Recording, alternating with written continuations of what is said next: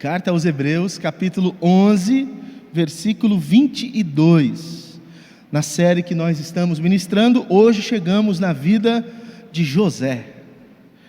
Pela fé, José, próximo do seu fim, fez menção do êxodo dos filhos de Israel, bem como deu ordens quanto aos seus próprios ossos. Até aqui.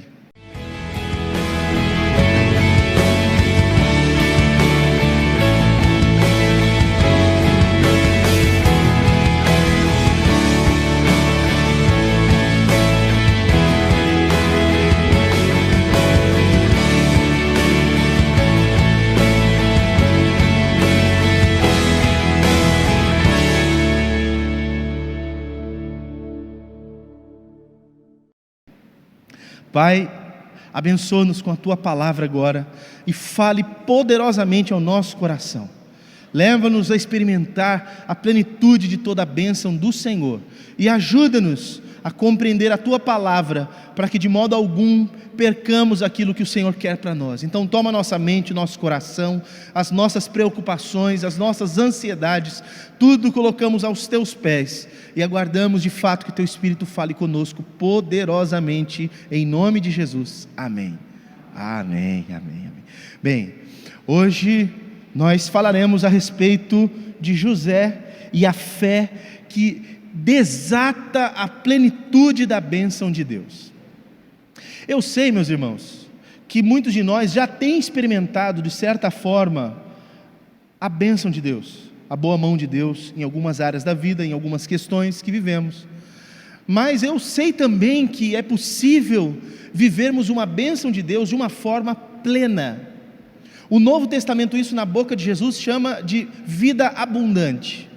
O Antigo Testamento aponta para isso como o Shalom, a paz, mas não é só a paz, é a completude da bênção de Deus, que alcançando alguém produz nele paz. É isso que significa Shalom. Eu sei que a gente pode traduzir apenas por paz, mas não é só uma paz, porque paz pode ser ausência de conflitos. Mas tem uma paz que é uma que excede inclusive o entendimento, que vem mesmo no meio das tribulações, das adversidades e etc. Há então a possibilidade de um padrão de vida onde nós experimentamos a bênção de Deus de forma plena, e isso alcança cada instância da nossa vida, cada cantinho do nosso ser é possível ser alcançado por essa bênção. José foi alguém que viveu dessa forma, e eu quero, através da vida dele, ajudar os irmãos a pensar sobre esse padrão de fé, que faz com que essa vida de bênção plena seja viabilizada. Porque a impressão que me dá é que isso está como se fosse amarrado, barrado, limitado, e as pessoas, por mais que olhem para isso, desejem isso, pensem que é possível viver isso, não vivem. Então eu cheguei à conclusão, através desse texto, que há um padrão de fé, há uma maneira de experimentar a fé, que faz com que isso seja desatado, desamarrado, e aí você passa a experimentar a bênção na sua plenitude. Eu acredito que vocês conheçam, mas eu acho que se faz necessário falar rapidamente a respeito de José. José é um dos filhos mais novos de Jacó, ou de Israel, mas é o filho preferido dele, o filho querido, seu filho amado, filho da sua velhice. Ele mimou mais do que os outros, deu presente que não deu para os outros. Isso fez com que os seus irmãos ficassem enciumados. Ele teve alguns sonhos da parte de Deus que demonstravam, que o mostravam como aquele que haveria de ser o abençoado. Já demonstrava a sua grandeza, demonstrava aquilo que lhe aconteceria no futuro breve. E por conta tanto dos seus sonhos quanto da postura de seu pai, José passa a ser odiado pelos seus irmãos, invejado pelos seus irmãos, e os seus irmãos passam a tramar para o mal de José. Nós conhecemos a história que diz que os seus irmãos, num dado momento no campo, enquanto eles estavam trabalhando, esses irmãos pegam José, jogam ele dentro de um poço, de uma cisterna, e deixam ali pensando em matá-lo. Mas um dos irmãos convence que ele não fosse morto naquele instante e sai.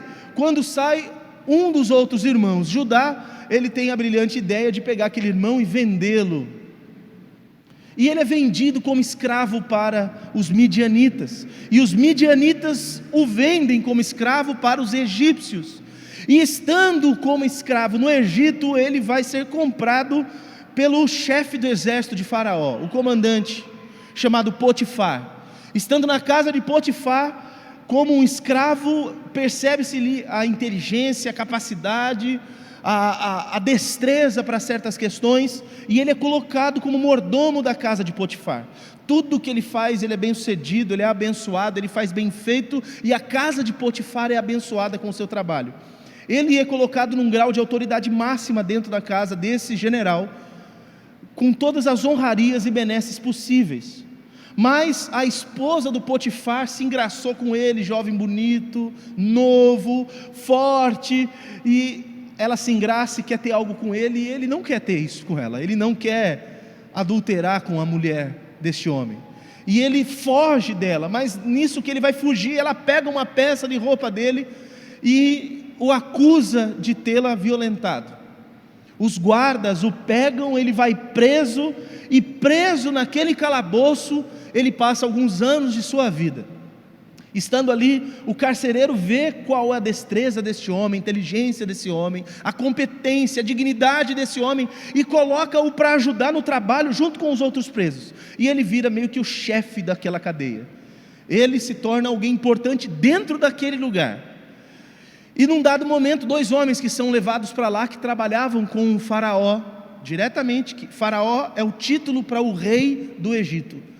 Ele é levado, 2 funcionários do palácio do faraó, um padeiro e um copeiro, é levado para lá porque havia feito alguma sedição, alguma coisa contrária ao rei, é levado para lá, e algum tempo que eles estavam ali, os 2 têm um sonho, e cada um sonha com uma coisa distinta, e o José tem o poder de interpretar o sonho desses 2, e na interpretação do sonho que ele tem, ele desvenda que o que vai acontecer é que um daqui a 3 dias vai viver, e o outro daqui a 3 dias vai morrer. Passado 3 dias, de fato um morre, e o que vive volta para o palácio, que é o copeiro, vai trabalhar com o rei. Passado 2 anos, o rei também, o faraó, tem um sonho, e ele não pode compreendê-lo. Nenhum dos sábios da sua nação podia fazê-lo, nenhum dos bruxos, mas o copeiro, sabendo que o rei passava por aquilo, falou: olha, eu conheço um homem, quando eu estava preso, naquela situação que o senhor me mandou ser preso, lá eu tive um sonho, e o padeiro também teve um sonho, e ele interpretou exatamente como deveria ser, porque no nosso sonho, nós vimos algo que nos indicava que eu ia depois de 3 dias ser liberto, e ele 3 dias ser morto. Foi exatamente o que aconteceu. O faraó então chama José e fala o sonho qual teve. Ele desvenda o sonho e diz: olha, o que vai acontecer é o seguinte, Deus está mostrando para você o que vai fazer com a humanidade. Vai ter um período de 7 anos de muita bonança, de prosperidade, e em seguida disso vai ter um tempo de muita escassez, de fome e de morte. E aí o próprio José, a partir desse discernimento, dessa interpretação do sonho, ele já entende o que deve ser feito, e ele fala: construa celeiros, faça as coisas, guarde, compacte, faça tudo da forma que deve ser feito, para que o mantimento dê para o tempo da escassez. E o que acontece é que o Egito se torna, já era uma potência, a maior potência daquela época, porque José deu aquela instrução. Só que quando José dá aquela instrução, o faraó fala assim: não há outro homem tão sábio quanto você em lugar nenhum, então você vai ser o administrador disso tudo, o governador do Egito daqui por diante. Eu vou ser maior que você só no trono, você manda em tudo e desmanda, ninguém levanta o braço nem a perna no Egito se você não der uma ordem. Ele é honrado dessa forma, é abençoado, e isso começa quando ele tinha 30 anos. 30, você sabe a história, os irmãos dele que o traiu, também passam fome junto com o seu pai, e eles vão para o Egito, e o José os ajuda, José os alimenta, e tudo mais. Vocês conhecem essa história, acredito que vocês já tenham lido, ou visto pelo menos a novela da Record, sei lá, né? E depois disso tudo, lá no fim da vida de José, no fim de sua vida, já com 110 anos, dos 30 aos 110, ele era o homem mais importante do Egito. Ele chama os seus parentes e fala 2 coisas para eles, isso que nós lemos aqui em Hebreus 22. Ele fala 2 coisas. A primeira: vocês num dado momento sairão do Egito e vão voltar para a terra de vocês. E eu, depois de morto, quero que vocês façam algo para mim, inclusive quero que vocês jurem que vão fazer isso. Eu quero que vocês peguem os meus ossos, não me deixe ser enterrado aqui no Egito, me leva para a terra dos meus pais e lá eu quero ser enterrado. O autor da carta aos Hebreus entendeu que de todos os feitos da vida dele, esses dois são os principais que demonstram características. E eu diria que não são apenas essas duas questões, mas ele insere uma terceira aqui, que é o seguinte: pela fé, José, próximo do seu fim, fez menção do êxodo dos filhos de Israel, bem como deu ordens contra seus próprios ossos. Aqui eu consigo perceber 3 características que manifestam esse tipo de fé, que faz com que desate, seja viabilizado um padrão de bênção plena. Então, se eu perguntar para você aqui, eu tenho certeza que eu já sei sua resposta. Quem de vocês aqui gostaria de viver um tipo de bênção que é uma bênção plena, que te alcance em todas as áreas de sua vida? Eu acredito que todos vocês querem isso. Então, você precisa ter uma fé, e essa fé vai se desenrolar com essas 3 características aqui. Então, guarde, grave, anote, porque isso é essencial para você viver esse padrão. Primeira característica: a pessoa com esse tipo de fé, ela se torna fiel até o fim.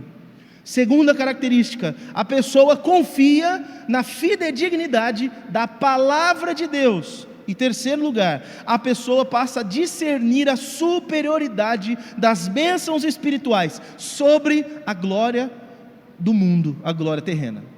Eu vou tentar explicar mais detalhadamente aqui essas 3 características para vocês se enquadrarem ou procurar se enquadrar dentro disso, porque disso depende a plenitude da bênção sobre a vida de vocês. Então preste atenção: primeira característica dessa fé que desatou a plenitude da bênção de Deus foi a fidelidade de José até o fim da vida. E o texto diz: pela fé José, próximo do seu fim. Eu sei que na língua portuguesa, quando a gente fala próximo do seu fim, parece assim: está acabado, vai morrer, parece que só está falando disso. Mas a língua grega, que é a língua que foi escrito o texto, nos dá uma melhor impressão do que significa. O problema é que a língua portuguesa, ou qualquer outra língua, às vezes não consegue exprimir todo o sentido de uma palavra. Você sabe disso. Se você pegar, por exemplo, a palavra play em inglês e quiser fazer uma tradução, é muito vasta a tradução. Uma palavra só não traduz exatamente todo o sentido que é possível da palavra play. Da mesma forma, as coisas escritas na língua original grega, que é o Novo Testamento, e o hebraico, que é o Antigo Testamento, quando são traduzidos para qualquer língua, é necessário que tenha pessoas com competência para estudar o que essas palavras significam, para que a gente consiga dar o real sentido para aquela tradução. Porque aqui, o autor da carta aos Hebreus não está falando só assim: José, quando estava para morrer. Não é só isso, porque a palavra aqui é utilizada para falar assim: quando ele estava às portas de completar o que devia ser completado. É a mesma palavra que inclusive Jesus usa para falar está consumado. Jesus não está falando assim, eu estou morrendo. Ele fala, estou chegando ao fim da minha jornada que eu empreendi para fazer certas coisas. Agora está consumado, completei o que um dia eu comecei. E aqui o que o texto está dizendo é a mesma coisa a respeito de José. Não é assim apenas, ele está morrendo, às portas da morte. O que está dizendo aqui é o seguinte: José, quando estava para completar aquilo para o qual ele foi chamado, para o qual ele existe, ao chegar próximo do fim de ser aquilo que ele devia ter sido a vida toda, e aí dá continuidade no texto. Mas isso nos indica uma questão. Não está falando só de um momento no fim da vida de José, está falando de um percurso que José percorreu até chegar onde chegou. A vida de José é um percurso que começou lá atrás, desde a sua infância até agora, nesse instante onde ele tem esse encontro com Deus no fim da sua vida. Obrigado, meu patrão, obrigado mesmo, vou precisar. Nesse instante, o José está percebendo o que lhe está acontecendo, e ele faz as últimas coisas que lhe cabe fazer, porque inclusive o livro de Gênesis termina com essa parte da vida de José, ele fazendo isso, profetizando a respeito do futuro do seu povo, e dando destino para os seus ossos depois que ele falecesse. Ele termina a vida assim, mas ele não só fez isso lá no final, ele fez durante a vida toda dele. Ele foi um homem que foi fiel durante toda a sua vida e teve uma vida constante. Está aqui um dos problemas que nós temos, irmãos. Nós não somos constantes, nós oscilamos. Hoje estamos bem, a nossa fé está aqui em cima, aqui, ó.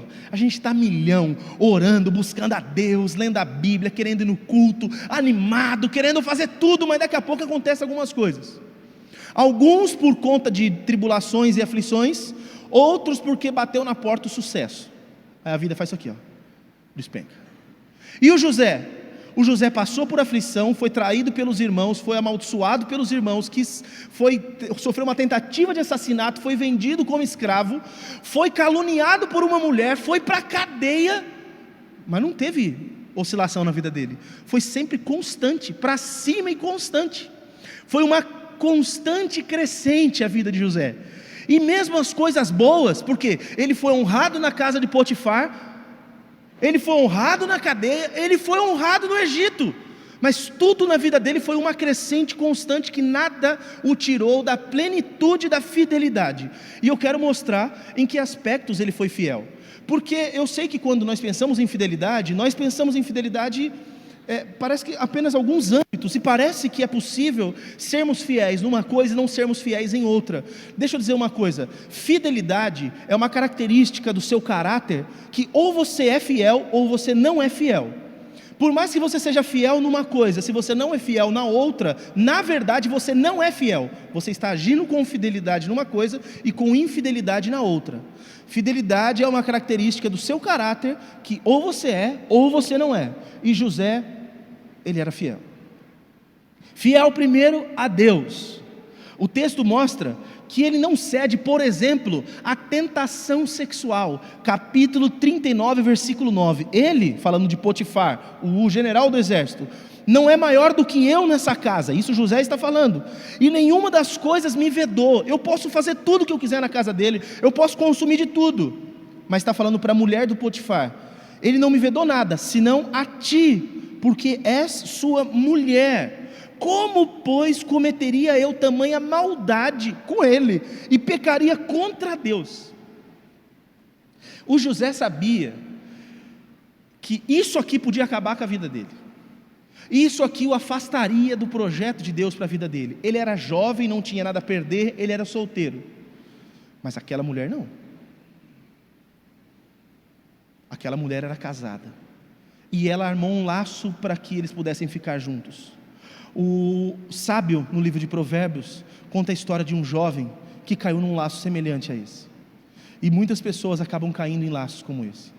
O jovem, sem muita sabedoria, todos os dias passava na frente da casa de uma mulher.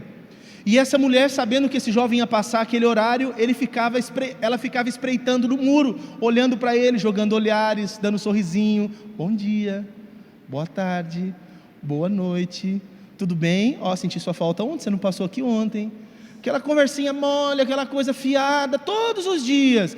E um dia, porque ele estava gostando da conversa, ele podia não passar mais ali, mas ele passou todos os dias, porque ele estava alimentando aquilo.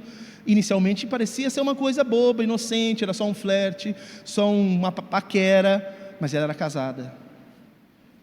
E um dia, essa mulher armou uma casinha e falou assim: olha, o meu marido, ele saiu para viajar, e pelo tanto de dinheiro que ele levou, ele vai demorar para voltar.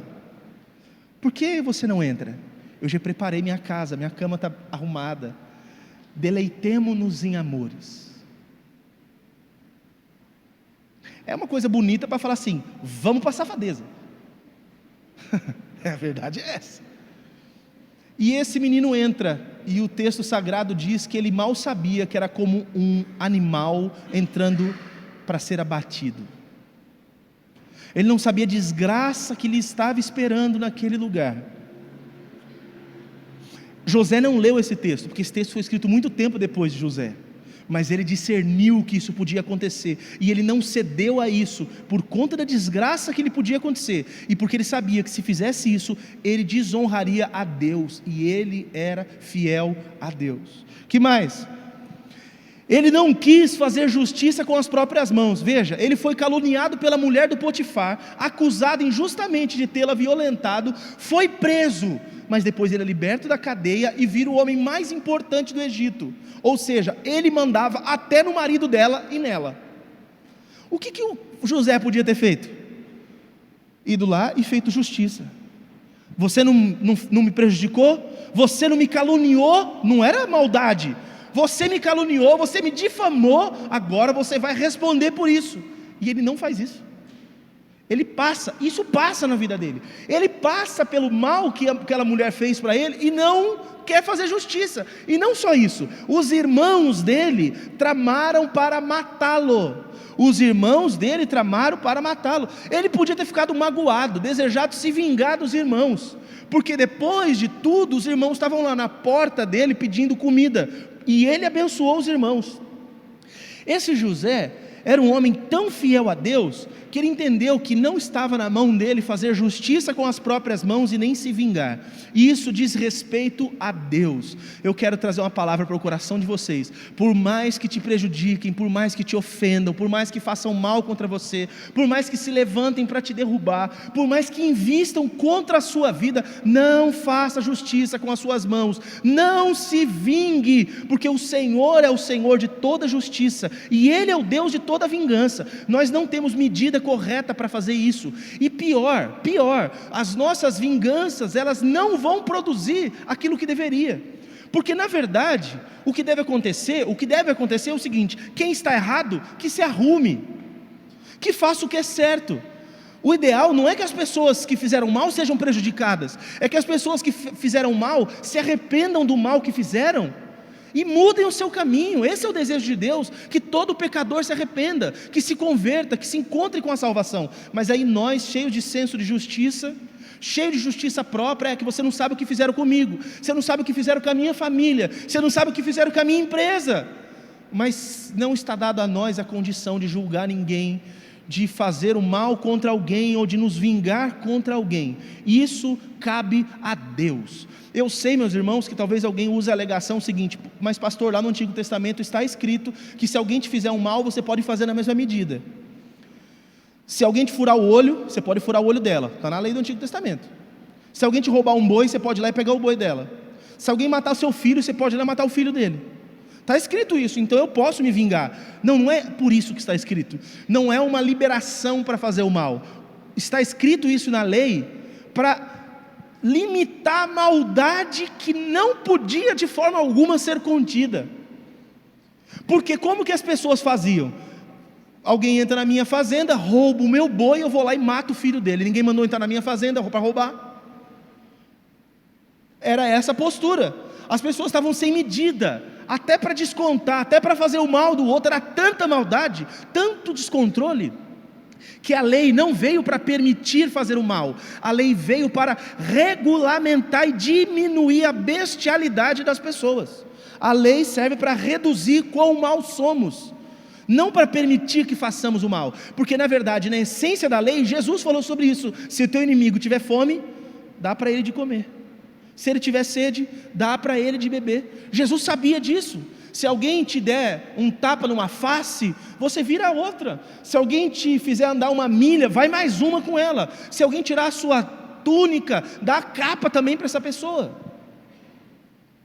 Por quê? Nós não somos chamados para fazer vingança, nem para retribuir o mal a ninguém. Deus diz assim: minha é a vingança, eu retribuirei. Já preguei sobre isso, procura nas nossas redes, você vai me ouvir falando que quando você se vinga, você está se colocando no lugar de Deus, e é pecado. Continuando, ainda dentro dessa característica aqui, que é a fidelidade de José até o fim. Ele não quis fazer justiça, ele não se entregou à mágoa para se vingar, e ele completou a missão que Deus lhe confiou. Capítulo 50, versículo 20: vós na verdade intentastes fazer o mal contra mim. Ele está falando para os irmãos, porém Deus o tornou em bem, para fazer como vedes agora, que se conserve muita gente em vida. José tinha consciência que Deus está no controle da história. Repita comigo assim: Deus está no controle da história. Você precisa acreditar nisso. Porque quando você acreditar nisso, se você estiver andando, fazendo o que é certo, por mais mal que as pessoas se levantem para fazer contra você, até esse mal vai se transformar em bem. Todas as coisas cooperam para o bem daqueles que amam a Deus. E quando fala-se todas, não está se excluindo nenhuma das coisas. Só que nós somos afrontados, ofendidos, machucados, e nos esquecemos que Deus está no controle. Veja, olha o que aconteceu. Os irmãos de José o traíram, quiseram matar, não conseguiram, ele foi vendido como escravo. Você vai pensando, olha quanta coisa ruim está acontecendo na vida dele. Vai matar, e depois ele vai na casa de um cara, a mulher dele o difama, ele vai na cadeia, podia ter morrido, mas da cadeia ele vai para onde? Para o palácio do faraó, e se torna o homem mais importante da nação, mais poderosa da terra. Consegue entender a dimensão disso? O que Deus estava fazendo? Deus foi usando das situações ruins na vida de José, para levá-lo onde Ele queria levar.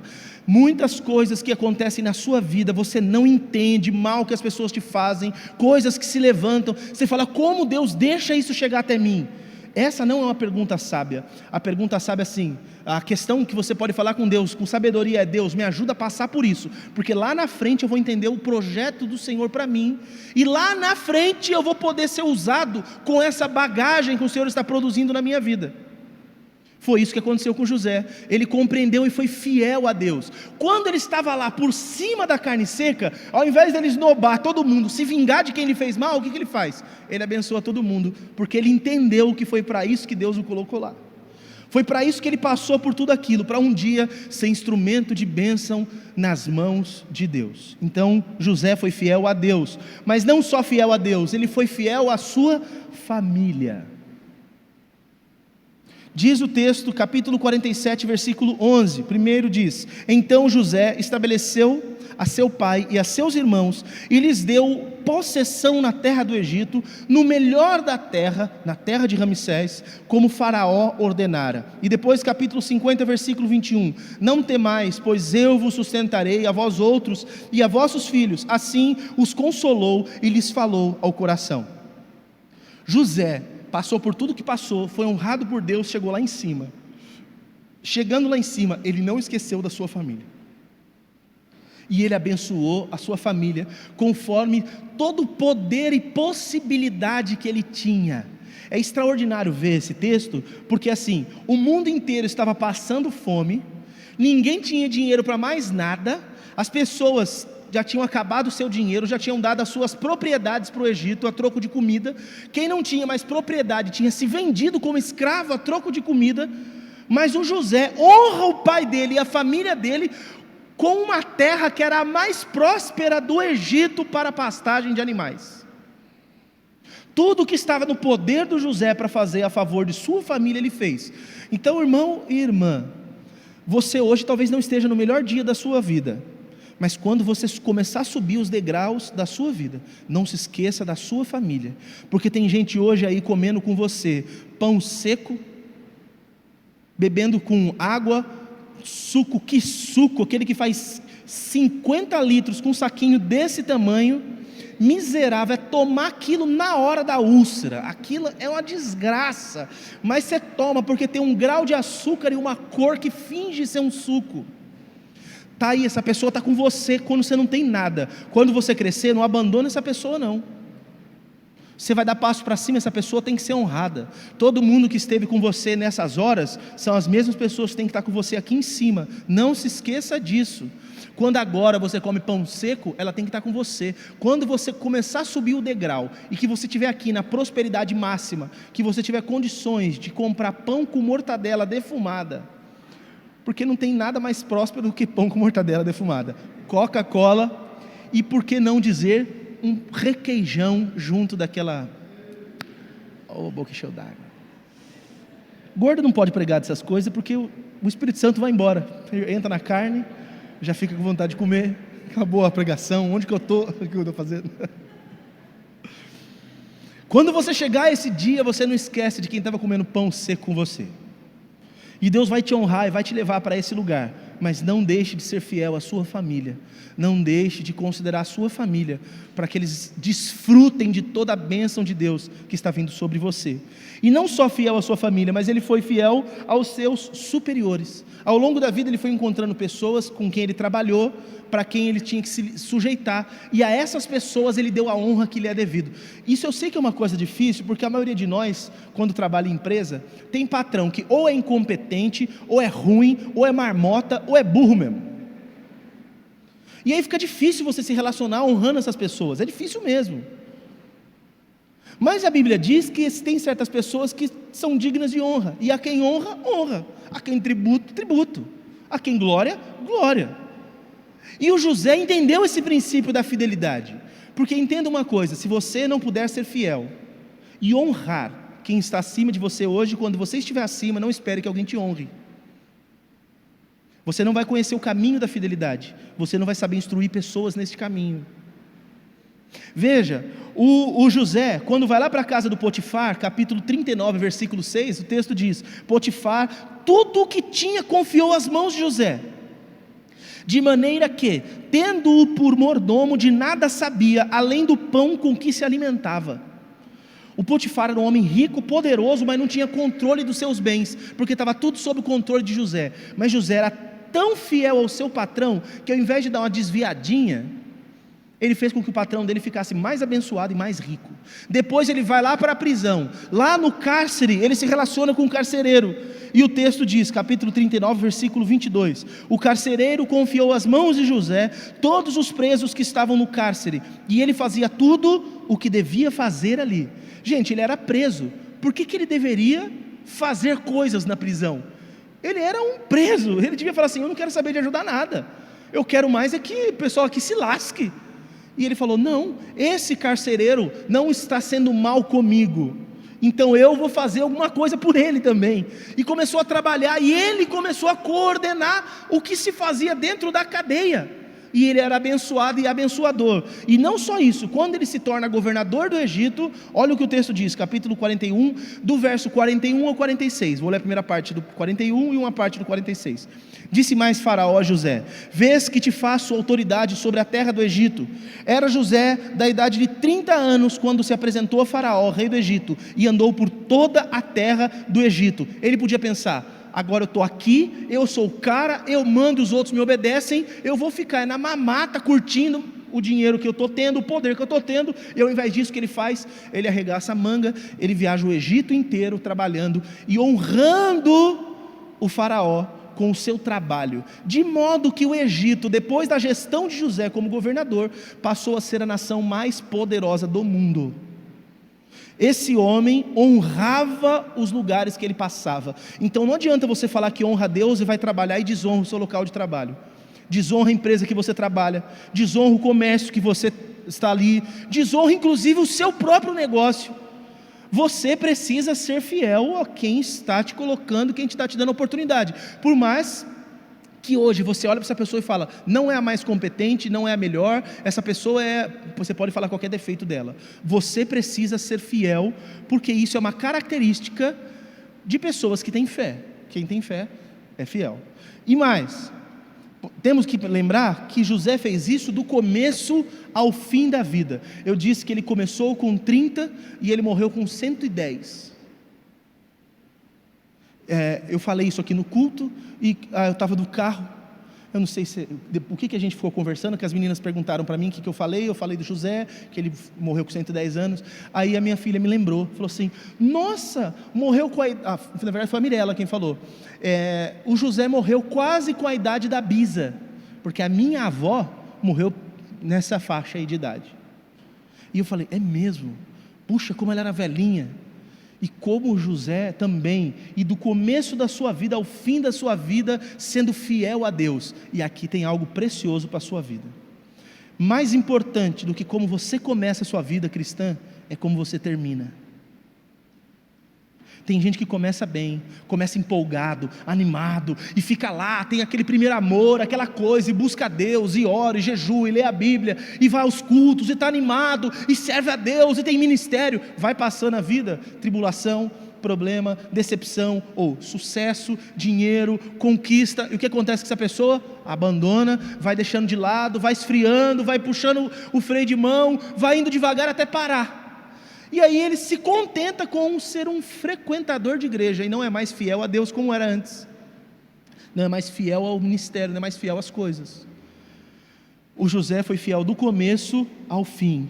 O livro de Eclesiastes diz, capítulo 7, versículo 8, melhor é o fim das coisas do que o seu princípio.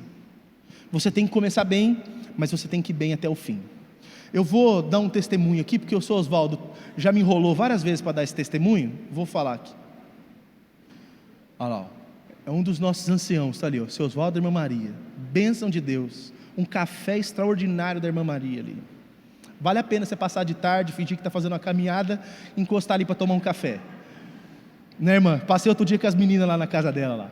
Sempre vai ter uma laranja lá, seu Oswaldo, uma laranjinha doce, um cafezinho maravilhoso.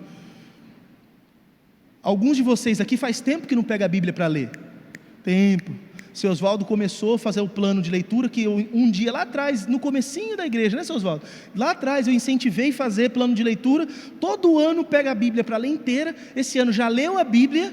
Eu já emprestei um livro, um comentário bíblico que nós usamos para estudar na escola dominical sobre o Apocalipse. Ele já leu e está assim, qual que é o próximo livro que eu vou ler? Eu acho que eu vou começar a ler a Bíblia de novo. Aí você aí achando que leu 2 textos ontem e está feliz. Aprenda com o ancião da igreja a ser fiel até indo lá para frente. E não é o fim da vida não, em nome de Jesus, vai viver muito tempo, tem muita lenha para queimar ainda aí. De casinha nova, tem que viver bastante nessa casa. Quero tomar muito café lá ainda, nada de morrer agora, hein? Está proibido. Então vocês precisam levar em conta essa possibilidade de viver uma vida intensa, numa progressão, numa crescente, mas numa constante, não uma vida que oscila, mas uma vida que é constante. Certo? Segunda característica da fé que desatou a plenitude da bênção, a confiança de José na palavra de Deus. Então qual é a primeira característica dessa fé que faz tudo acontecer? É você ser fiel. A segunda característica é você confiar na palavra de Deus, no que Deus fala. Nesse tempo aqui, eles não tinham a palavra escrita, não existia a Bíblia escrita, nós estamos falando dos primeiros lá atrás. O Moisés, que vem viver, não o nosso Moisés aqui, o Moisés, lá que a gente vai pregar sobre ele depois, ele vai escrever sobre a vida desses camaradas, mas aqui não tinha nada escrito, eles não tinham Bíblia para ler. O que eles tinham era o que Deus falava para um falava para o outro falava para o outro. Aí você diz, nossa, mas isso daí é um telefone sem fio terrível, quem garante que é verdadeiro? Olha, irmãos, não tem povo mais fiel na tradição oral escrita do que os judeus no mundo, comprovadamente. Um dia podemos falar sobre isso. Ele confiava na palavra de Deus que os seus pais tinham recebido e estavam confiando de geração a geração. Abraão, vamos ver se você se lembra, vamos chegar até em Abraão. José é filho de quem? Finge que você já sabia e fala mais alto aqui, vai. O José é filho de quem? Nossa, vocês manjam mesmo. Jacó era filho de quem? Isso, Isaac era filho de quem? Muito bem, parabéns, ponto para vocês. Abraão, lá atrás, não aqui no José, lá atrás, o Abraão recebeu uma direção de Deus. Gênesis 15, versículo 13 ao 16. Então lhe foi dito a Abraão, sabe com certeza que a tua posteridade será peregrina em terra alheia, e será reduzida à escravidão, e será afligida por 400 anos, mas na 4ª geração tornarão para aqui. Deus tinha avisado para Abraão que os parentes dele seriam escravos numa terra estranha, por 400 anos, e que depois eles voltariam. Então isso já era uma palavra de Deus, uma promessa de Deus, que foi para Abraão, passou para o seu filho Isaac, passou para o seu filho Jacó, e chegou em José. Isso já estava na mente e no coração do José. Ele confiava na palavra de Deus. Hoje nós não precisamos desse testemunho oral, nós temos a Bíblia Sagrada. Nós precisamos confiar na palavra de Deus que está contida aqui. Mas para confiar nisso a gente precisa dar uma lidinha, né, gente? Não dá para viver de pregação minha de domingo, não. Você tem que mergulhar na palavra, entender o que está aqui, conhecer as promessas, conhecer a palavra de Deus.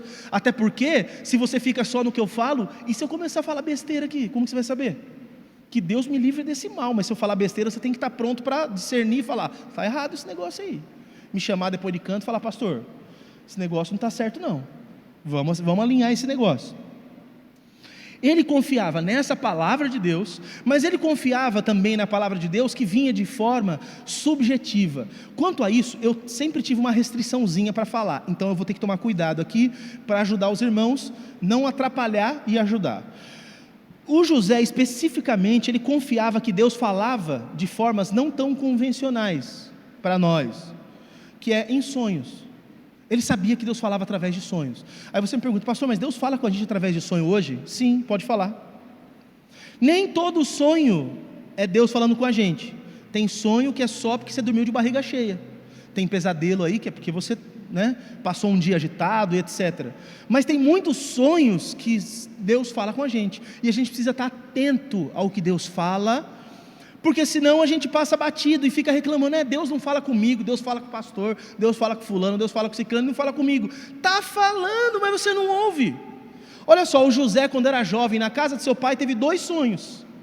Num sonho, ele vê um feixe de trigo, sei lá, não fala o texto, só fala um feixe, e outros feixes. Esse feixe que era ele estava de pé, e os outros feixes que eram sua família se curvavam diante dele. Aí ele conta outro sonho, eu tive um sonho e sonhei que o sol, a lua e 11 estrelas se inclinavam diante de mim. Aí o pai dele falou, ô louco, mãe, o que você está querendo dizer? Que eu e sua família vamos nos curvar diante de você? Pois foi justamente isso que aconteceu quando ele virou governador do Egito. Todo mundo teve que se curvar diante dele. Deus tinha avisado, e José tinha consciência disso. Ele confiou no que Deus falou. E não só isso, quando ele estava na cadeia, eu disse para vocês, 2 homens teve sonho, o copeiro e o padeiro. O copeiro tem um sonho maravilhoso. Ele sonha um negócio e o José fala assim, daqui a 3 dias você está livre. Daqui a 3 dias você está livre. Ele fala, ótimo, maravilhoso. Aí o padeiro fica feliz com isso, fala assim, eu também tive um sonho, deixa eu te contar, vê se você interpreta aí. Aí ele fala assim, olha, eu sonhei com 3 cestos. Um cesto era maior que os outros 2, ele estava grande, cheio de coisa gostosa, assim, de padaria e tal. Mas aí vinham umas aves e comia esses pães. E aí, daqui a 3 dias eu saio também? Ele falou, daqui a 3 dias você sai, mas é para a vala, vão arrancar sua cabeça. O que acontece daqui a 3 dias? Um sai e volta para o palácio, o outro sai dali para o caixão, conforme Deus tinha avisado em sonhos, e José tinha a capacidade de interpretar os sonhos. Eu sei que alguns de vocês vão ficar, e agora? Se eu tiver o sonho, como que eu vou saber se é de Deus? Ora, conforme você for tendo sensibilidade e discernimento, de repente para interpretar, você vai saber que é de Deus. Pastor, mas tem alguma simbologia? Vixe, por isso que eu fiquei com medo de falar, porque de repente alguns de vocês vão começar a procurar na internet simbologia de sonhos. Não tem coisa de crente que fala sobre isso. Tudo que fala sobre isso é ocultista. Então você vai ver lá, sou eu com cobra? É alguém invejoso que está vindo contra você. Sou eu... Não significa isso. Pode ser, irmão, pode ser, mas não necessariamente. Se você sonhasse com um cesto e um passarinho comendo em cima do cesto, você ia achar que alguém ia arrancar sua cabeça? Não, né? Então Deus tem um jeito dele de falar as coisas, quando Deus fala através de sonhos. Então não despreze inclusive os sonhos. Teve um outro homem piedoso que eu sempre que tenho oportunidade gosto de falar dele, porque de fato ele foi um homem de Deus e a gente fala pouco a respeito desse irmão. Foi outro José, o pai de Jesus. Você lembra da história? Ele estava noivo de uma moça, apaixonadíssimo por Maria. Foi lá no pai dela, comprou pagou o que tinha que pagar, estava tudo certo para o casamento. Ela tinha cerca de 15 anos, no máximo 15, de 13 a 15 anos ela tinha. Eles estavam noivos, prontos para casar, e aí um dia, um anjo aparece para Maria e fala, olha, você é bem-aventurada entre as mulheres, você é felicíssima, porque o Senhor se agradou de você, e Deus vai te fazer ter um filho, e ele vai ser o filho do Deus Altíssimo. O Espírito Santo vai vir sobre você, vai te cobrir, e você vai ficar grávida, e ele vai ser o Salvador, e etc, etc, etc. Uau, que bonito! Aí vai a Maria contar para o José: ô José, eu queria te falar um negócio. Eu acho que você não vai acreditar, mas eu queria te contar um negócio. É que assim, eu estou grávida. A noiva falando para o noivo: eu estou grávida. Aí o José fala: como você está grávida? Mas não se preocupa, porque é filho de Deus. Tá fácil, irmã? Não se preocupa, porque é filho de Deus. O que aconteceu foi o seguinte: um anjo apareceu para mim, o Espírito Santo veio sobre mim e eu engravidei. Qualquer um de nós aqui ia falar assim: quem que é esse tal desse Espírito Santo? Eu vou pegar ele onde ele estiver agora, eu vou matar esse tal de Espírito Santo. E ela fica grávida. Aí o José ouve essa história e pensa assim: pode ser lorota. Só que ele amava demais essa menina. O que ele faz? Bem, se eu falar para alguém que ela engravidou e não é meu filho, a lei determina que ela seja assassinada, vai levar ela na praça e vai morrer apedrejada. Então eu não posso deixar isso acontecer, porque eu a amo, por mais que talvez ela tenha feito coisa errada. Vou fazer o seguinte: na calada da madrugada eu fujo, e o que vão pensar? Eu me deitei com ela, eu antecipei o casamento, mas eu já tinha pago mesmo, então não vai acontecer nada com ela. E eu vou embora e eu passo por canalha. Olha a dignidade desse homem amando essa moça. Fala sério se esse cara não amava essa menina. E a gente merecia dar um espacinho maior para o irmão José, né? Mas quando ele dorme, no dia seguinte ele estava pensando em ir embora. O que acontece com ele? Ele tem um sonho. Um anjo aparece para ele na subjetividade do seu sonho. Fala: José, fica tranquilo, porque o que ela falou é isso mesmo. Ela está grávida, mas o filho é de Deus, então pode fazer o que você tem que fazer e tudo mais. Me conta uma coisa, irmãos, homens, sua esposa aparece um dia, ou sua noiva, você vai lá na casa dela um dia, você passou ali no Speed Burger, comprou um lanche, vai na casa da sua noiva para comer um lanche com ela, aí ela vem com a conversa seguinte: eu estou grávida de um Espírito Santo. Aí você dorme e tem um sonho, e no sonho você ouve aparentemente um anjo falar para você: olha, ela está grávida de Deus mesmo. Você simplesmente acredita nesse sonho, irmão? Fala sério, que você não vai falar assim: nossa, eu fiquei tão impressionado com a história que eu tive até um pesadelo, olha, estou querendo passar de otário mesmo, porque minha cabeça está me sabotando. Mas ele confiou que era Deus falando, porque a gente não pode desprezar, porque são métodos de Deus. Não é um método tão comum, tão usual, mas Deus fala também através de sonhos. E mais, ele confiava na palavra de Deus, que vinha também através de profecias. Eu sei que aqui na igreja nós não incentivamos tanto alguns dons, talvez eu não incentive tanto quanto eu deveria fazê-lo, muito embora eu acredite na possibilidade, acredite na contemporaneidade. É que eu sei a bagunça que vira em algumas igrejas, e aí eu estou deixando de fazer o que é certo, eu acho, porque eu estou querendo privar as pessoas de certos erros. Mas eu sei que Deus fala através de profecias, e José recebeu uma profecia do seu pai. O seu pai, antes de morrer, disse para ele o seguinte: cadê? Aqui, capítulo 48, versículo 21. Depois disse Israel a José: eis que eu vou morrer, mas Deus será com você e fará você voltar à terra dos seus pais. O pai avisou que ele ia voltar, e ele voltou depois de morto. Ele confiava nisso, tanto que a ordem que ele dá antes de morrer é: eu vou morrer aqui no Egito, mas vocês tratam de levar meu corpo para lá. Tem uma profecia que dizia que isso ia acontecer, isso vai se cumprir. Ele confiava em profecia, e eu sei que também nós precisamos aprender a lidar com profecias. Sabe qual é o problema da profecia? Tem gente que um dia é usado para profetizar e acha que virou profeta. Então Deus pode me usar um dia para falar uma coisa em nome do Senhor para você, e aí eu começo a me achar boca de Deus na terra e quero profetizar o tempo inteiro. Existem, não faz parte da minha pregação aqui, mas rápido para você entender. Tem 3 maneiras dessa manifestação profecia se dar. Uma chama operação, está lá em 1 Coríntios capítulo 12. Deus pode te usar num momento, porque Ele precisa naquele instante que algo aconteça. Eu já profetizei algumas vezes na vida e sei que não tenho nem o dom de profecia, nem sou profeta, mas algumas circunstâncias específicas Deus me deu uma direção e disse: é isso que vai acontecer, até amanhã isso acontece. Pum, aconteceu. Mas eu sei que isso não é meu dom. Eu não saio profetizando que nem louco aí, achando que agora eu tenho o dom de profecia. Então uma chama operação, está lá em 1 Coríntios capítulo 12. Quem faz isso é o próprio Deus, o Pai. Tem uma outra coisa que é o dom de profetizar, que é uma pessoa que tem uma virtude específica e Deus a usa constantemente para fazer isso.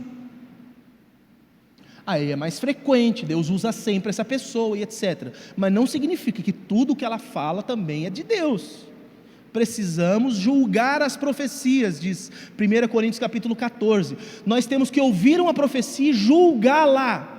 Não é pecado, eu estou descrendo de Deus. Pelo contrário, eu creio tanto que eu quero ver se é verdade. É isso. E tem uma outra questão que não é nem operação, nem dom, diz respeito a ministério. Tem gente que é profeta. O profeta tem o dom de profecia, mas quem tem o dom de profecia não é profeta. Entenderam? Quem tem o dom de profecia não é profeta. Dom é ferramenta, ministério é ofício.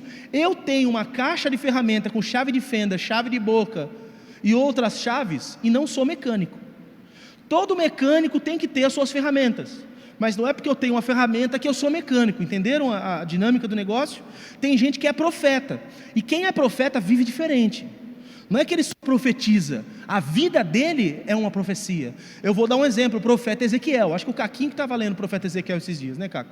O profeta Ezequiel, é loucura o jeito que aquele homem vive. Ele está dentro da casa dele, Deus fala assim: vai lá, quebra o muro da sua casa, junta a sua roupa, faz uma trouxa e pula pelo buraco do muro da sua casa e vai embora. Aí está lá o Ezequiel na casa dele com a trouxa de roupa, quebrando o muro, e os vizinhos olhando e falando assim: ô Ezequiel, o que você está fazendo, velho? E a hora que ele põe o pé para fora, ele fala assim: é desse jeito que vocês vão fugir daqui quando os babilônios invadirem Jerusalém. Num outro momento, esse homem sai para a rua com a navalha e ele vai cortando metade do cabelo só assim, ó. Vai cortando e jogando. E todo mundo olha e fala assim, ó: pirou, está endemoniado esse homem, está rapando a cabeça, só metade, ele é louco, o que esse homem é? Aí alguém vai e cai na besteira de perguntar: o que você está fazendo, Ezequiel? É desse jeito que vocês vão ser dispersos. Metade do país vai ficar, a outra metade vai ser completamente disperso. Num outro momento, o Caco até me perguntou disso. O profeta Ezequiel pega um prato de comida, deita para comer junto a fezes, e vai comer assim, e alguém pergunta: por que é isso? É o jeito que vocês vão comer, lá no cativeiro. Quantos dias ele ficou fazendo isso, Caquinho? 40 dias comendo desse jeito, todo dia. O que você acha de viver assim, irmão? Deus fala assim: pega o prato de comida, tem um cocô bem fedido ali, deita do lado e come. Isso é um profeta, é diferente de quem tem o dom de profecia. O profeta vive profecias. Quem tem o dom de profecia profetiza, é diferente. Um dia vamos falar sobre isso, eu estou me preparando para falar sobre dons espirituais para vocês aqui, certo? Então ele confiava também em profecias, e nós precisamos aprender a confiar, mas julgando-as, para ver se de fato elas são de Deus. Como que a gente julga se a profecia é de Deus? De duas formas: vendo se ela contraria alguma coisa da palavra, e outra, vendo se ela se cumpre, porque se não cumpriu, não é profecia. Eu já recebi diversas profecias. Eu já recebi profecia que era daquelas do estilo de horóscopo. Profecia de horóscopo é assim: o seu dia pode ser bom, né? Se nada te acontecer de ruim, o seu dia pode ser bom. Nossa, mas que profundidade de conhecimento! Precisa de um dom extraordinário para isso, né? Coisas maravilhosas podem te acontecer no amor. Eu recebi um dia, eu estava numa igreja, né? Já pastor, tudo. Aí um homem se levantou e falou assim: olha, Deus vai te usar para falar muito para os casais lá na tua igreja. E eu: é mesmo? Para os casais, para os solteiros, para as crianças, para os jovens. Eu estou lá, eu sou pastor da igreja. Aí ele: ah, é? Beleza. Então tem cada... Mas tá bom. Mas não foi, pelo menos não foi uma navaiada daquelas, né? De tipo, eu já ouvi de gente falar... Como que foi? Acho que foi para o César. Não foi, irmão Oswaldo, irmã Maria? Para o César que veio uma profecia de estar grávida, a Michele. Eu sei que para a Michele foi uma profecia, era verdade, né? Ela não sabia que estava grávida, e o pessoal falou: você está grávida, tudo. E ela não podia ter filho e engravidou ali. Mas eu não sei se foi para eles também uma profecia de tipo, está grávida. E a pessoa, não, mas eu não tenho útero.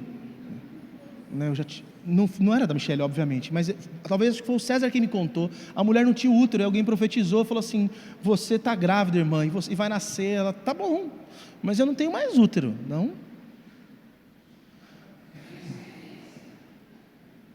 Esse bebê chama gases. A terceira característica. Eu sei, isso é pesado, irmãos, mas um dia eu fui operado apendicite, eu estava suspeito de apendicite, fui para o hospital, fiquei ruim lá, rolando na maca. E eu sei que isso não se conta no púlpito, mas eu vou contar para vocês. E eu desesperado lá, e o médico, apêndice, estourou seu apêndice. Eu falei, vou morrer, tá doendo, ai, tá doendo. Aí põe aquela roupinha que você fica só com roupa na frente e atrás, fica desguarnecido, sabe? Eu deitei naquela maca gelada, põe o popô assim, Ô irmãos, foi triste demais aquilo.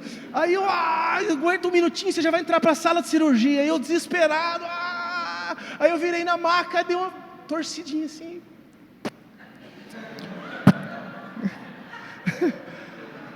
Fui curado, irmãos.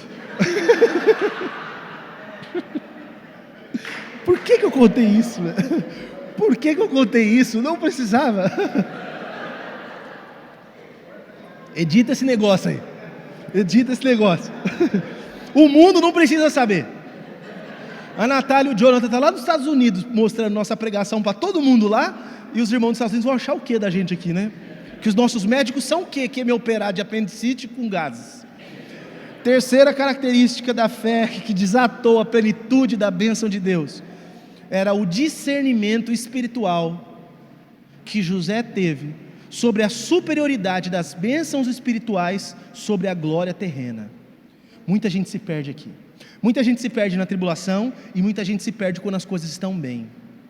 Começa a ganhar um dinheiro e tal, e faz votos, e nada se cumpre. A vida está um caos, começa a vir para a igreja, casamento está quebrado, vem para a igreja, aí as coisas começam a dar certo, vai abandonando Deus, vai deixando todas as coisas sagradas de lado. Quantas pessoas infelizmente são assim? Nós sabemos, dentro da vida que ele viveu, lá no fim da vida, no texto que nós lemos de Hebreus, ele diz: pega os meus ossos e eu quero ser enterrado lá em Canaã, na terra dos meus pais. Pois é, você deve se lembrar que ele viveu como um faraó, então a glória dele e o status do seu governo lhe dava a garantia de que quando ele fosse enterrado, ele seria enterrado como um faraó, ou seja, seria mumificado, receberia uma tumba como de qualquer um dos faraós, talvez até uma piramidezinha lá, com tesouros enterrados juntos deles. Alguns soldados seriam assassinados e colocados ao seu lado, porque quando ele ressuscitasse, o soldado ressuscitaria também, e essa era a crença deles, e o soldado seria o soldado dele. Por isso que os tesouros eram enterrados junto dos seus reis, porque quando ele voltasse, ele já voltaria com os seus bens. Essa era a ideia. O José, antes de morrer, fala assim: eu não quero que o meu corpo fique aqui, eu quero que leve os meus ossos de volta. Irmãos, parece que não é nada isso, mas tem uma coisa muito profunda. Ele preferiu a simplicidade de estar numa caverna, porque era numa caverna que o corpo dos seus pais estavam, lá em Macpela. Ele preferiu ser enterrado na simplicidade de uma caverna onde Deus tinha abençoado, do que na suntuosidade da glória do palácio do faraó. Ele falou: nada disso é importante para mim, eu sei que aquilo é maior do que isso, embora aos olhos humanos isso aqui seja o desejo de todas as pessoas. O que tem lá é o que eu pretendo ter para mim.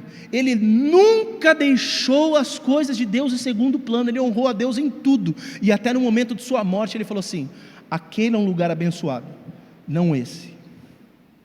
Se o José tivesse ficado no Egito, hoje nós estaríamos tendo a possibilidade de visitá-lo, por exemplo, lá no Museu do Louvre, em Paris, ou no Museu do Cairo, como outros faraós que foram desenterrados e hoje podem ser vistos lá, o Tutankhamon, por exemplo.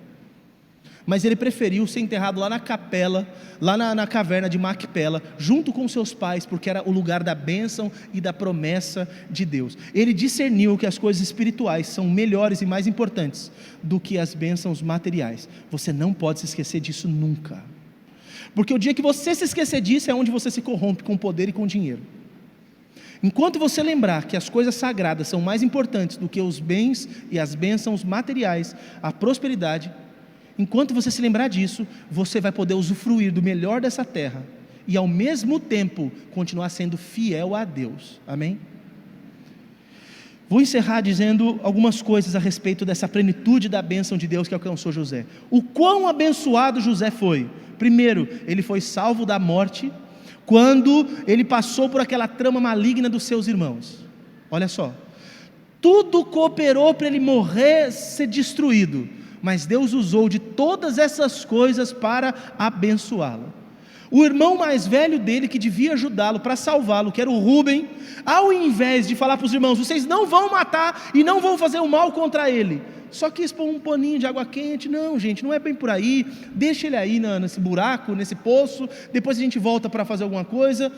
Tentou, mas era frouxo, não podia ajudar o irmão. O outro irmão, esse era um Satanás. O Judá era um Satanás. Eu já disse isso. O Judá era um cara tão ruim, mas tão ruim, que o Satanás, quando quer fazer maldade, vai lá perguntar para ele como é que faz. O bicho é atentado. Quando todo mundo já tinha pensado em fazer o mal contra José, ele falou assim: gente, ao invés de a gente matar o José, a gente não ganha nada com isso, vamos vender ele. Vende ele como escravo, né? É que ele era bonito e magrinho. Se é nós, Juninho, vende aquilo, fica rico na hora. Vende o Juninho por quilo aí, para a escravidão. Jesus de Nazaré, é muito dinheiro que você ganha. Talvez as pessoas não te comprem por falta de dinheiro para investir. Segundo, foi o magrinho falando. Ele foi honrado e teve sucesso em tudo o que empreendeu fazer, lá na casa de Potifar, na cadeia e no palácio. Eu sei que alguns de vocês não acreditam muito nisso aqui. Eu posso ser sincero com vocês que eu também não acreditava, mas era pura rebeldia contra a palavra de Deus. Que é possível ser abençoado em tudo o que você faz. Eu tinha um pudorzinho de santidade que me impedia de acreditar nisso. Que na verdade era uma vaidade muito chata que tinha dentro do meu coração, de achar que eu era mais santo que Deus. E eu preciso explicar isso com mais calma para vocês entenderem, né? Para não me achar que eu sou tão monstruoso assim. Sou só um pouquinho monstruoso. Bem, o Salmo de número 1, você lembra ele? Eu acho que vocês sabem de cor o Salmo primeiro, né? Bem-aventurado o homem que não anda no conselho dos ímpios, não se detém no caminho dos pecadores, nem se assenta na roda dos escarnecedores. Antes tem o seu prazer na lei do Senhor, e nela medita de dia e de noite. Pois será como uma árvore plantada junto a ribeiros de águas, que dá o seu fruto no tempo certo, suas folhas não murcham. Tudo quanto fizer, prosperará. Tudo. Amém? Tudo. Amém? Tudo. Amém? Você tem que acreditar nisso. É tudo. Tudo que o José fez, ele foi bem sucedido. Não teve nada, até o que estava errado dava certo. Você tem noção? O irmão falava: vou matar esse cara, vamos fazer um negócio, joga ele no poço. Aí tem um fracão: não mata não. Aí o outro: vamos vender para ganhar dinheiro. Aí ele é vendido, vai como lá no escravo, vai cair lá no Egito, cai na casa de um general. Aí ele é difamado, vai para a cadeia, pode morrer na cadeia, vira chefe na cadeia, interpreta um sonho, vai para a casa do faraó, é elevado ao homem mais poderoso do país, mais poderoso. Parecia que ia dar tudo errado, né? Mas deu tudo certo. E por que isso não é assim na minha vida, pastor? Porque me falta a plenitude da bênção de Deus. Por que eu não sou como José? A pergunta é, a resposta é porque você não é como José. Vive em fidelidade? É fiel a Deus, é fiel às pessoas, é fiel como caráter, não como circunstância apenas. É fiel, confia na palavra de Deus, nas promessas de Deus, não apaga o espírito crendo nas questões espirituais de como Deus age. Tem tido o discernimento que as coisas espirituais valem mais do que as coisas materiais?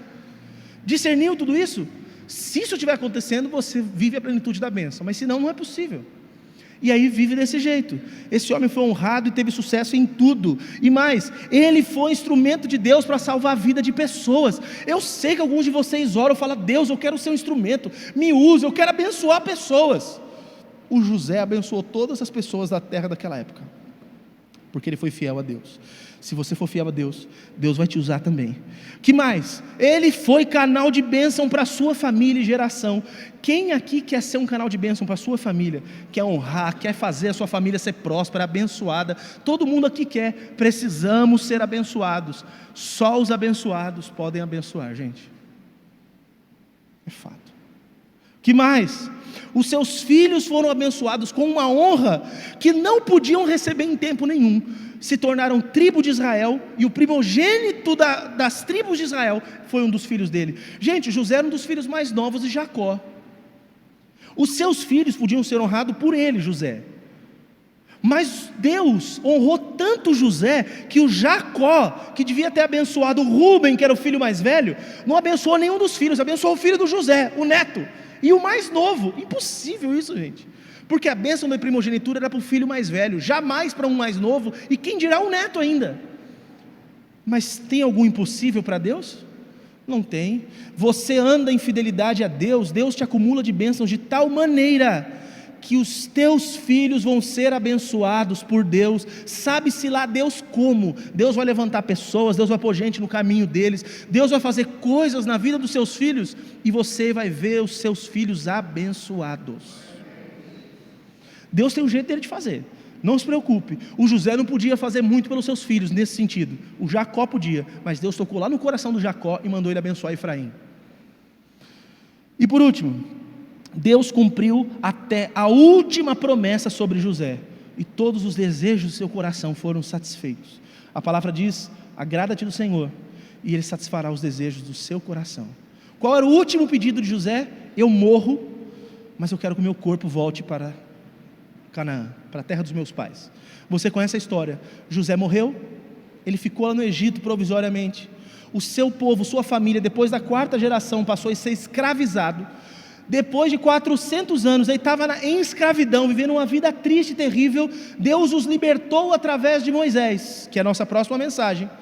E quando eles estão sendo libertos, o livro de Êxodo, no capítulo 13, versículo 19, fala que Moisés mandou pegar os ossos de José, e não saíram do Egito sem os ossos de José, e foram peregrinando todo o deserto com uma caixa cheia de osso, porque um dia José teve esse desejo e Deus honrou o desejo dele. Só que esse povo saiu do Egito e peregrinou pelo deserto por 40 anos. Depois que eles entraram na terra prometida, Josué ainda trabalhou naquela terra durante 30 anos, vencendo todos os inimigos, até todo mundo ser estabelecido. E no fim da vida de Josué, no último capítulo, algum dos últimos versículos, Josué 24:32, conta que os ossos de José finalmente foram enterrados na caverna de Macpela. Deus não deixou nenhuma de suas palavras, e não deixou de honrar José em nada. Nenhuma promessa de Deus para a sua vida vai cair por terra. Nada do que Deus tem para você vai se perder se você andar em fidelidade, andar confiando na palavra de Deus, e discernir que as coisas espirituais são mais importantes do que as coisas físicas. O que a gente vai fazer aqui agora? A gente vai orar a Deus, para que Deus nos dê graça para sermos fiéis, nos dê graça para confiarmos em sua palavra, e para olhar para as coisas do mundo e não ficar seduzidos por elas, entender que as bênçãos espirituais valem mais do que as coisas mundanas, do que o poder, a fama, dinheiro, do que qualquer coisa. A gente pode orar, buscando a Deus nesse sentido? Então fique de pé, por favor. Ricardo, não, me ajuda aí.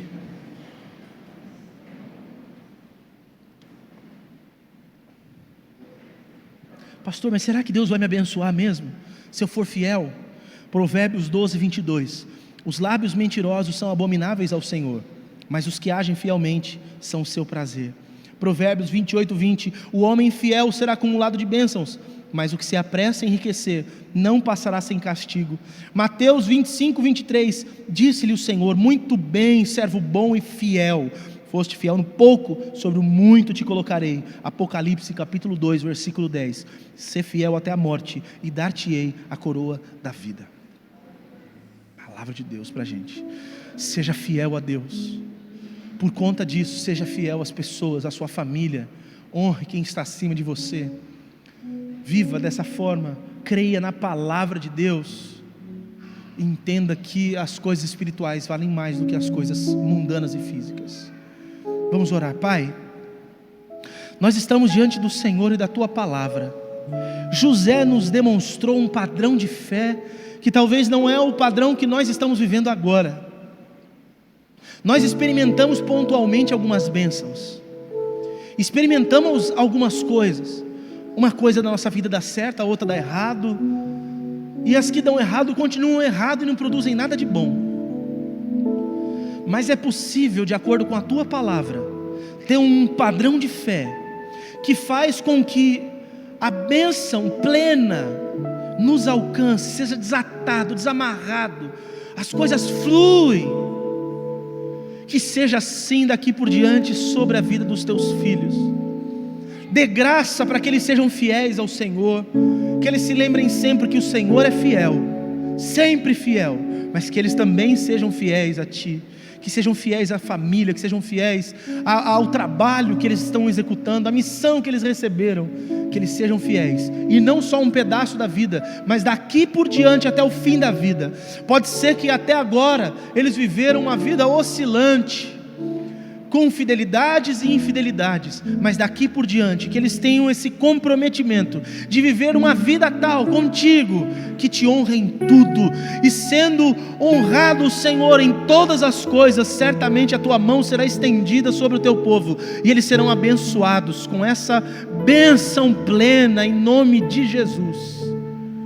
Ajuda-os para que eles confiem na Tua palavra, para que meditem nela de dia e de noite, para que se voltem para o Senhor e assim não vão cair nas ciladas, vão ser bem-sucedidos em tudo o que fizerem, diz o salmista.